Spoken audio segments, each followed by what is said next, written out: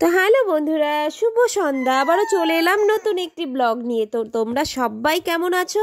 আশা করি খুব ভালো আছো, আমরাও খুব ভালো আছি। তো সন্ধেবেলা চলে এলাম পাটুলি। আর পাটুলি আসবো নচিকেতার চা খাবো না তা কখনো হয়? তো চলো আগে 2 কাপ চা খেয়ে নেওয়া যাক।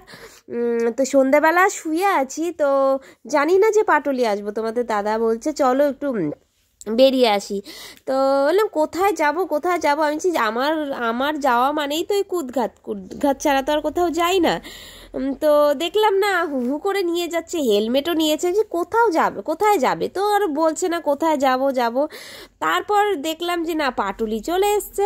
আর যাই হোক, মনটা ভীষণ ভালো হয়ে গেল। ঘরে বসে বসে খুব বোর হচ্ছিলাম। সন্ধ্যেবেলা একটু না বেরোলেই কেমন মানে হয় বলো? সন্ধ্যেবেলা তো একটু বের হতেই হয়। শীতকাল মানে একটু চা খেতে যাওয়া, একটু বেরোনো ভীষণ ভালো লাগে এগুলো। তো বাচ্চা ছোট যেহেতু এখন করা হয়ে ওঠে না। আর এদিকে দেখো পাপা, আমরা চা খাচ্ছি, এদিকে অনেক বাচ্চা হাঁটাহাঁটি করছিল। তো ও দেখছে সবাই হাঁটছে, ও নামার জন্য ব্যস্ত হয়ে গেছে। তো ও নামবে, ওকে একটু নামিয়ে দিলাম। এদিকে ধাপ্পাস করে পড়ে যাবে এক্ষুনি, মানে দৌড়তে গেছিল, এই দেখো পড়ে গেল। তো হাতে ফাতে ধুলো লেগে গেছে। আর কি হয়েছে, আজকে রুমালটা নিতেও ভুলে গেছি, ভাবিনি তো পাটুলি আসবো। তো রুমালটা নিতেও আজকে ভুলে গেছে। দেখো বাবা হাতটা মুছিয়ে দিল, পরিষ্কার করিয়ে দিল। তো আমাদের চা খাওয়া অলরেডি হয়ে গেছে। আর এদিকের ভিউটা দেখো গাইস, কি সুন্দর লাগছে, মানে ভীষণ ভালো লাগছে। মানে সন্ধেবেলা না এরকম, আর এত লোকজন। পাটুলি আগে খুব আসতাম, বিয়ের আগে ভীষণ আসতাম, এখন আর আসা হয় না। আসি মানে খুব একটা বেশি না, আগে যেমন মানে সপ্তাহে 1 দিন 2 দিন চলে আসতাম। এখন তো আর সেটা সম্ভব না, আর হয়ে ওঠে না। তো যার জন্যে আরও ভীষণ ভালো লাগছে। আর এদিকে আমরা হাঁটছি, এদিকে দেখো পাপা বেলুনগুলো দেখছে। এই বেলুনগুলো নাকি 150 টাকা করে, মানে ভাবা যায় কি দাম। এই ছোট ছোট খেলনা সব 50 টাকা 80 টাকা, মানে কোনো খেলনা যেগুলো মনে করো 20 টাকার জিনিস, সেগুলো মনে করো 50 টাকা 60 টাকা এরকম করে। মানে কোনো দরকার নেই, চলো ওদিক থেকে কিনে দেবো, আমরা তো এখানে জিনিস করতে আসিনি। হ্যাঁ, বাচ্চা দেখলে পরে ওদের মন খারাপ হয়, তাই সে কিনে দেবো ওদিক থেকে। এদিকে মানে অসম্ভব এত দাম।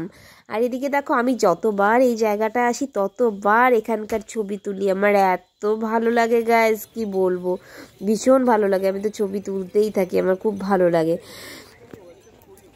তারপর হাঁটতে হাঁটতে সব বাপ ব্যাটা ক্লান্ত হয়ে গেছে। আমি বলছি না, একটু বসে নাও, এখানে বসে নাও, আমি একটু ভিডিও করে নেই। এদিকেও তোমাদের ভিউটাও দেখাচ্ছি। আশা করি তোমরা সবাই এসছো এখানে। আর যারা আসোনি, যারা বাইরের, পাটুলি দেখে নাও, ভীষণ ভালো একটা জায়গা কাপলসদের জন্য। কাপলস কেন, পুরো ফ্যামিলি সবাই আসে এখানে, শুধু কাপলসরা না। তো খুব সুন্দর মিষ্টি একটা জায়গা। তো এদিকে বাপ বেটা দুজনে মিলে খুব মস্তি করছে, ওরাও মস্তি করছে, আর আমি একটু ভিডিও করেই যাচ্ছি। দেখো কত ভালো লাগছে। আর আমাদের গাড়িটা ওইখানে রাখা আছে, তো গাড়িটা এখানে রাখা আছে।